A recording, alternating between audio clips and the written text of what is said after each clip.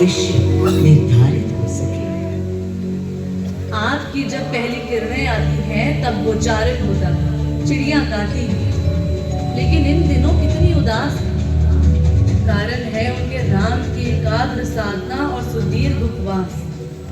सिंहासन की ओर चरण धरना नहीं चाहते, धारण नहीं करना चाहते हैं। कोई बात नहीं। राज्याभिषेक के बाद राज्य जो भी चला राम राज उसका ही तो कहलाएगा। मैं आ चुका हूं तपस्वी राम। मनस्वी राम अपने नेत्र खोलो।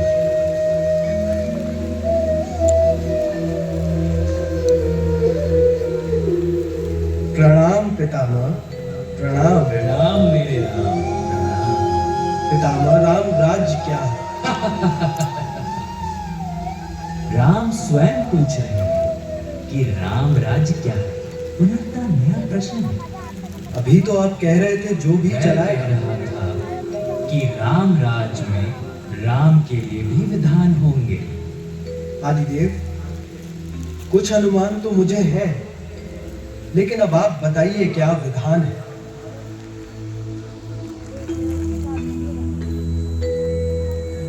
राम राज्य आशय कल्याण है, निर्बलतम मानव का त्राण, भय हो ना भीति, मुख्य राम राजनीति जन जन की प्रीति, लोक संरक्षण हो सत का आभास हो, परमानंद प्राप्ति हेतु मंगल उद्भास, प्रेम परम तत्व हो, सब में समत्व हो, दैविक या भौतिक संतापों की औषधि अचूक राम बाण, राम राज्य आशय कल्याण, निर्बलतम मानव का त्राण, प्रमोदित अपंतव, आस्था का घनत्व, वैभव विशाल, मेघ करे वर्षा और सदा ही सुखाए, दिशाएं सब मस्त, जनपद में स्वस्थ, उपद्रव ना ही और ना कोई आतंक, कोई नहीं रंग, सुख ही सुख निशान, प्रेम योग धर्म मूल्य प्राण, राम राज आशय कल्याण। मां कौशल्या, अभी ये मुकुट मात्र सोने का है। मैं इस मुकुट को राम के साथ सदा उपस्थित होने का बना देता हूं।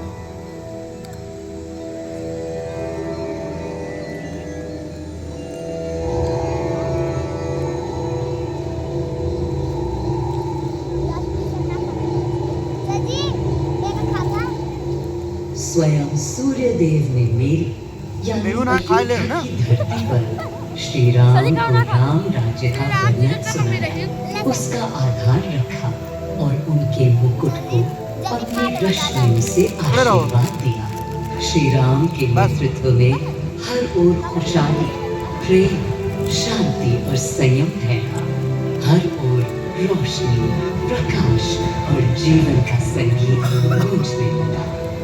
राम राज्य का पथ दर्शाकर चल दिए सूर्यदेव पुनः अपने लोक, ताकि अनंत काल तक अयोध्या ही नहीं पूरा विश्व उस शक्ति का संचार अनुभव कर सके।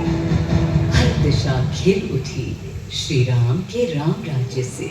सूर्यदेव के स्पर्श से पावन गई मेरी धरती, पर जहां उनका रथ रुका था वहां स्वयं यह कुंड बन गया। समय बदला, मेरा और इस कुंड का स्वरूप भी बदलता गया। स्कंद पुराण के अनुसार यह स्थल घोषार्क तीर्थ के नाम से भी जाना जाता है।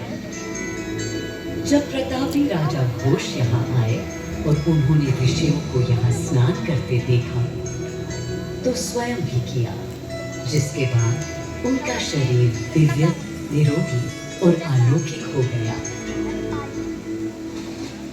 और इसी कुंड के जल से उनकी काया भी कांतिमान हो गई। यहाँ की गई उनकी घोर तपस्या का तेज आज भी अनुभव किया जा सकता है। उधर देखो मछली, बड़ी वाली मछली देख नहीं पाए थे। अरे इसी नीचे ही थी।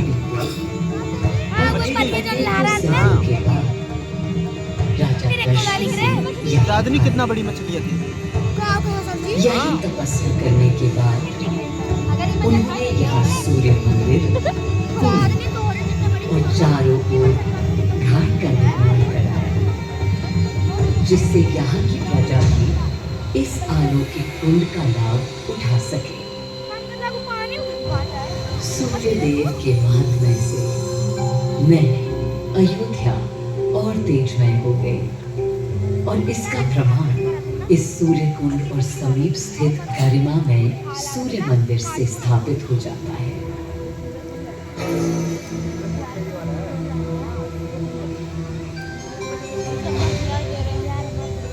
मैं अयोध्या इस हर्ष से भूली नहीं समाती कि मेरी ही धरती पर राम राज्य की आधारशिला रखी गई।